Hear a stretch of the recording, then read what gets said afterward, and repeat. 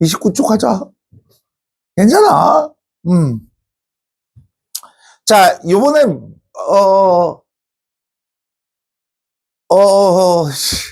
자, 고려를 나눌 때요. 10세기, 11세기, 그 다음에 12세기, 13세기, 14세기로 나누는 건 저번 시간에 배웠을 걸. 춥나, 쪽팔려. 배웠을 건데, 오늘은 이때 침입한 외적에 대해서 또 배울 거예요. 10세기, 11세기에는 누가 쳐들어오냐면, 거란요, 가 쳐들어와요. 거란요, 쳐들어와요. 그 다음에 12세기에는 누가 쳐들어오냐면, 여진, 금이 쳐들어오고요. 13세기에는요, 몽고, 원이 쳐들어올 거고요. 14세기에는 홍건적과 왜구가 쳐들어와요. 자, 이때 각각 어떠한 활약이 있었는지 오늘은 여기까지 배울 거예요. 여기까지. 여기가 뭐야? 1170년 무신 정변까지 배우게 될 거예요. 자, 10세기, 11세기 거란이라고 하면 얘네는 3번이나 침입해와. 원래 이 거란이 침입해왔을 때 쳐들어온 명분이 뭐냐면, 야, 중국이 송이었어요 그때. 야, 니네 왜 우리랑 안 놀아? 맨날 송이랑만 놀아? 짜증나네? 그랬더니 서희가 가서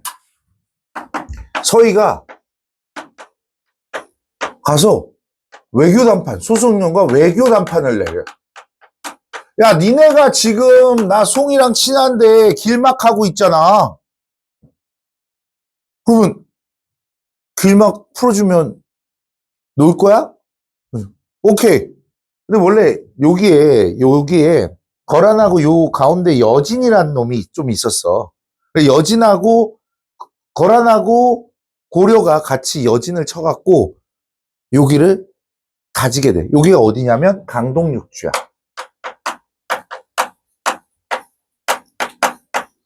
근데 터줬음에도 불구하고 애들이 안 놀아주잖아. 그래서 명분이 있어야 될 거야. 야, 니네 강조라는 놈 내가 좀 처단을 해야 되겠어. 강조의 정변. 이게 왜 일어나냐면 고려 왕실에 즉천무라는 친구가 있었어. 왕비였어. 남편이 일찍 죽어. 그러다가 듣보잡이랑 바람이 나. 듣보잡 남자랑 바람이 나. 조선이래. 고려는 자신들의 왕씨성을 가진 혈통을 지켜야 되는데 듣보잡이랑 바람 난 거를 이 남편 동생, 그 당시 왕이야. 그 왕한테 걸려. 그래서 그 듣보잡 김치양이라는 사람이 있거든. 걔를 귀양 보내고 얘는 즉천무는 즉천무래. 미안해. 아이씨, 뭐 하는 거야? 다시. 오늘 왜 이래? 천추태후 같은 경우에 처음부터 다시 할게. 천추태후라는 사람이 이제 목종의 엄마인데 그 전 남편을 잃고 일찍 여의고 김치양이라는 애랑 바람이 나. 근데 이 바람이 난 거를 남편의 동생에게 걸려. 그래서 김치양은 귀향을 가고 얘는 궁궐에서 쫓겨나. 자신의 아들을 왕위에 올리고 싶었어. 근데 올리지도 못하고 그러고 있다가 남편 동생이 죽고 자신의 아들이 왕이 돼. 그 기간이 6년이 걸리거든. 근데 6년 동안 김치향을 잊지 못했나 봐. 그 김치향을 다시 끌고 들어와서 미쳤나 봐. 사랑을 하면 미치는 거야 원래? 왕실의 법도를 무너뜨리고 얘를 왕으로 만들어 주려고 목숨을 바치는 거야. 그래서 이 강조라는 사람이 여기 함경도에 있던 강조라는 사람이 군사를 일으켜갖고 이 김치향 일파를 죽여버려. 더 재밌는 얘기는 이 천추태후의 동생도 바람이 나. 유부남이라. 그래서 참 고려는 불륜공화국 같아. 어쨌든 그래서 그런 것들을 강조가 이 천추태후, 김치향 이런 사람을 죽이고 목종을 폐위했기 때문에 강조의 정변을 구실로 얘네가 쳐들어와. 개경이 함락되고요. 양규라는 장수의 활약으로 또 거란을 몰래치죠. 3차 침입. 이때는 이제 소배합이라는 놈이 오는데 3차 침입 때 강감찬. 이 강감찬 지금 이때 3차 침입 때 몇 살이었는 줄 알아? 70대가 넘었어. 그 당시 70살까지 살려면 엄청 힘들었는데 70대가 넘었어. 그 할배가 얘 심지어 무신이 아니라 문신이었어. 그 할배가 거란을 물리치게 되는 거죠. 그래서 고려, 송, 거란이 세력 균형을 맞추고요. 천리장성이라는 걸 쌓고 개경에 이제 더 이상 침입을 진짜 오늘 왜 말이 안 나와. 거란의 이런 외적의 침입을 막기 위해서 외성을 쌓아. 개경에 외성을 쌓는데 그걸 나성이라고 얘기를 합니다. 자, 그 다음 보시면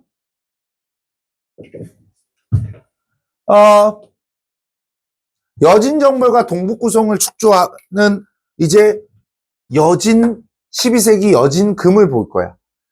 이 나라 같은 경우엔 처음에 조그만 부족이었어. 근데 부족을 통합하게 되면서 계속해서 고려와 부딪히게 되니까 윤간이라는 장수가 특공대를 조직해. 별무반을 만들어서 별기군 아니다. 별무반이다. 별기군은 나중에 근현대사에 나오는 거야. 별무반이야. 별무반을 통해 동북구성을 축조를 해. 동북 쪽에 이곳에 9개의 성을 축조를 하는데 아직까지 정확한 위치는 나오지 않아. 그 사료가 나오지 않았고 이 동북구성을 지어놓고선 다시 여진한테 돌려줘. 그리고 여진이 금나라를 세운 다음에 막강해진단 말이야. 거란도 멸망해주고. 우리한테 4대를 요구해. 4대는 큰 나라를 섬기는 거야. 근데 이 당시에 그 힘을 가지고 있던 친구가 누구야? 이자겸이야. 이자겸. 이자겸이 자신이 권력을 유지하기 위해선 전쟁 같은 게 터지면 혼란스러워서 자기가 정권을 잃을 수 있거든? 그래서 4대 해버려. 네, 부식형 알아? 부식대녀? 김부식. 삼국사기 지은 사람. 되게 멋져 보이잖아. 김부식이 엄청 못됐어. 그리고 김부식 아들내미는 나중에 무신정변을 일으키는 포인트가 돼. 김부식 아들. 김돈중이라고 있거든. 어쨌든 이자겸 일파가 수용을 하게 돼. 우리 문벌귀족 사회를 볼 거야. 자, 문벌귀족 사회를 살펴보게 되면 이 문벌귀족 그래요. 여러 세대에 걸쳐 고위관리를 배출한 가문으로서 왕실과 혼인관계, 음서, 공음전. 이자겸이 대표적인 문벌귀족인데 이자겸이 문종하고 예종에게 자기 딸 3명을 시집을 보내. 딸들을 시어머니와 며느리 관계로 만들어줬다고. 그러니까 사위가 왕이자 왕의 외할아버지가 되는 거지. 그래서 지가 권력을 다 잡아. 그래서 경원이 씨거든, 얘가. 경원이 씨의 정권을 장악하게 되고 인종이 즉위를 하니까 이자겸이 너무 꼴보기 싫은 거야. 그래서 이자겸을 네, 제거를 하려고 그랬는데 이자겸이 눈치를 채고 척준경이라는 사람과 난을 일으켜. 이 궁궐에 고려 궁궐에 불을 지르거든. 고려 궁궐에 불을 질렀어. 불을 지르고 사람들이 튀어나올 때마다 죽이는 거야. 계속 목을 베고 막 그러는 거야. 난이 성공을 해. 근데 왕을 제거하기는 좀 힘들었어. 인종이 척준경을 꼬셔. 마침 이자겸하고 척준경이 싸웠거든. 척준경을 꼬셔. 야, 이자겸 걸리면 다 넣어줄게. 그래서 척준경으로 하여금 이자겸 세력을 없애버리죠. 근데 척준경은 군사력만 갖고 있었지 왕실을 장악하지 못했어. 그러니까 척준경도 축출을 당하게 돼요. 이때 우리가 알아야 되는 것들이 뭐냐면 이자겸의 난으로 인해서 문벌 귀족 사회의 회가 붕괴되기 시작을 하는 거야. 이자겸이 축출이 되고 김부식은 고위간직으로 올라가게 됩니다. 올라가게 되면서 인종은 이 개경이 너무 싫은 거야. 궁궐도 타버렸고 죽을 뻔하고 그래서 그 태조가 말했던 훈요십조에 이런 얘기가 있거든. 야, 왕들아, 서경을 중시하고 북진 정책을 펼쳐야 된다. 그리고 그러기 위해서 서경에 1년에 100일씩 가 있어. 그때 마침 묘청이라는 승려가 인종에게 서경으로 천도하셔야 돼요. 그렇게 얘기를 하게 돼. 서경으로 천도하시면 풍수질이 길지예요. 그래서 이제 서경에 궁을 짓게. 엄청 많은 인력을 들여서 3개월 만에 궁을 짓습니다. 그리고 서경으로 유람을 떠나요. 첫 해는 서경으로 가기만 하면 좋은 일들이 일어나. 근데 둘째 해에는 서경만 가기로 하면 비가 오고 태풍이 불고 막 이러니까 첫째 해에서는 묘청이 떴겠죠. 근데 둘째 해에는 떡락을 한단 말이야. 근데 묘청은 이거를 개경을 서경으로 옮겨야 한다는 마음이 있었어. 왜냐하면 실권을 장악하려면 옮겨야 했어요. 원래 보수파였던 이자겸, 문벌귀족 세력들은 개경의 세력을 가지고 있기 때문에 우리 예전에 왕권 강화하기 위해서 도읍천도 한다고 얘기를 했었어. 기억나요? 안 나요? 까먹었어요? 니네 수도를 세종으로 옮긴대. 어떻게 생각해? 여기 집값 똥같대. 근데 가겠어? 안 가겠지, 기존에 있던 사람들은. 근데 신진 관료주는 얘네들을 힘을 빼야 되잖아. 그래서 이제 보수파와 개혁파가 맞붙게 되는 거죠.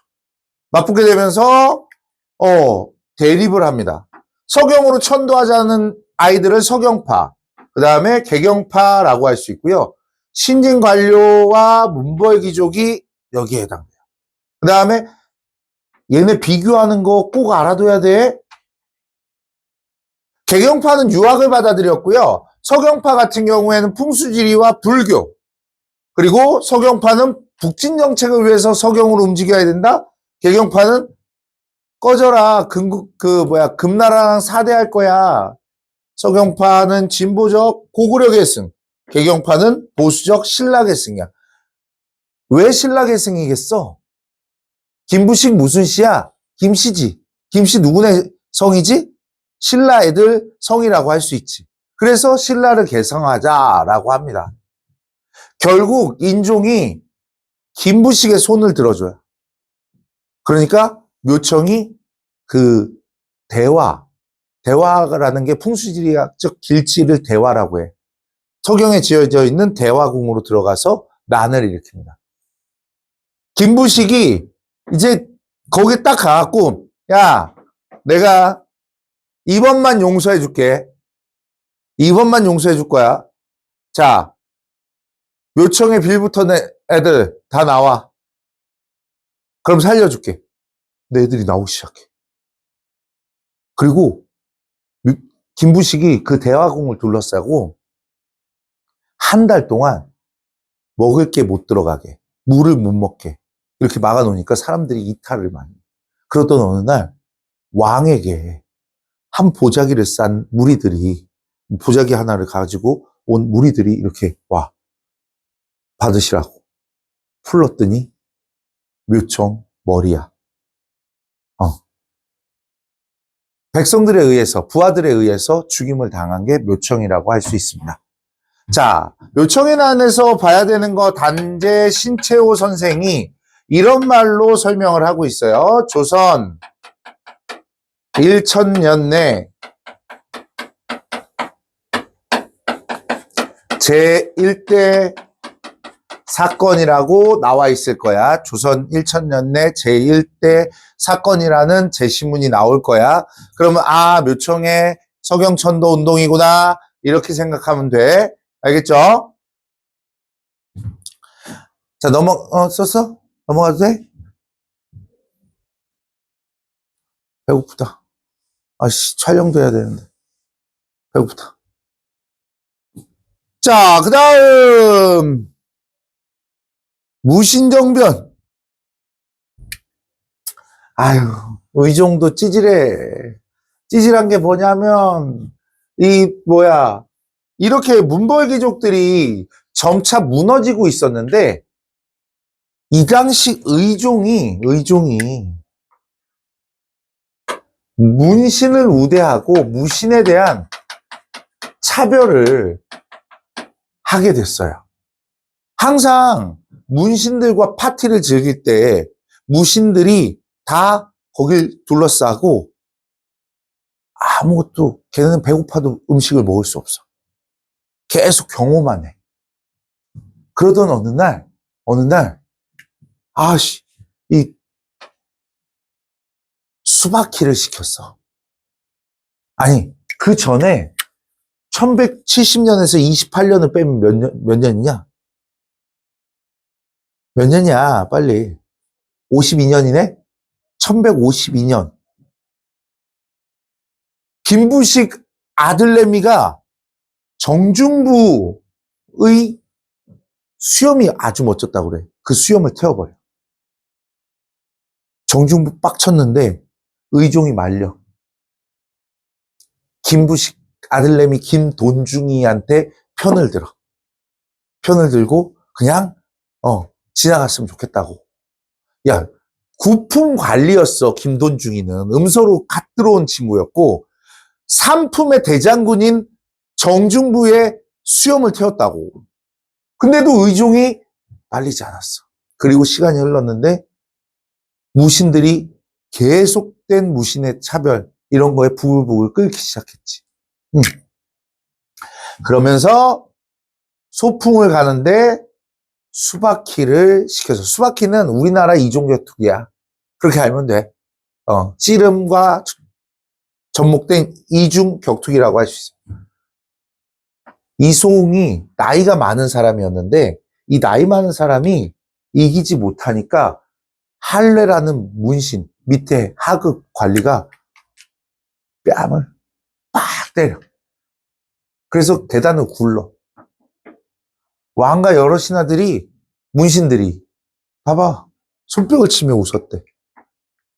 정중부가 화가 났지만 아직 보현원 가기 전이거든.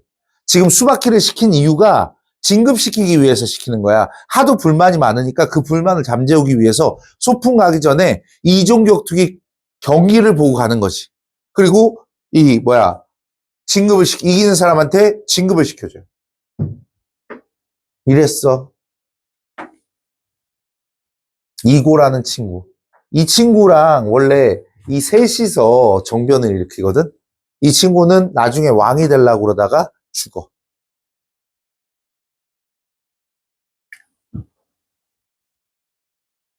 우리 이렇게 이제 정중부가 보현원 사건을 지나고 딱 보현원에 도착한 순간 왕을 내리고 뭐 이런 식으로 하게 되는데, 제일 첫 번째 이의방이 정권을 잡는 이유는 그 당시 군사력을 컨트롤했던 거는 이의방이었어.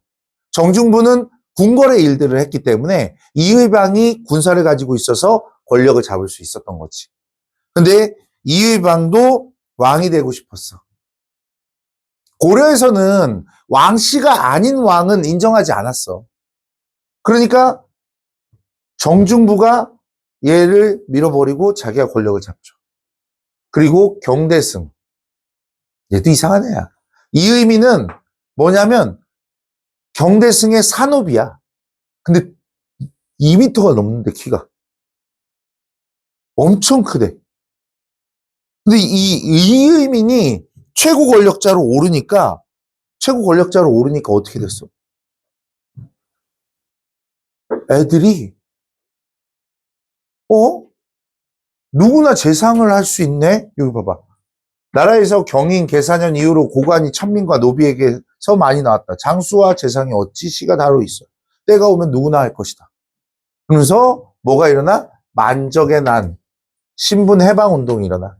근데 이 6명이서 모의를 했는데 한 명이 주인한테 가서 다 말해. 그래서 끝나? 만적. 그 다음에 무신이 집권을 하고 나서 수탈이 많아지게 됐어. 그래서 공주 명학소라는 곳에서 망이망소이의 난이 일어나게 되고, 이 이의민도 멍청해서, 얘도 멍청해갖고 권력을 잃고 최씨 정권이 나타나게 됩니다. 최씨 정권의 봉사 10조는 봉사하자 10조가 아니야. 그냥 얘도 개혁안이라고 생각하면 돼. 개혁안을 가지고 이제 교정도방과 도방으로, 그 다음에 이거 봐야 돼. 정방하고 삼별초가 나올 건데, 정방 같은 경우에 인사기구야. 우리 그 인사라는 건 사람들 관리하는 것을 얘기를 하겠지. 인사기구고요. 삼별초 같은 경우에는 얘는 군사기구야.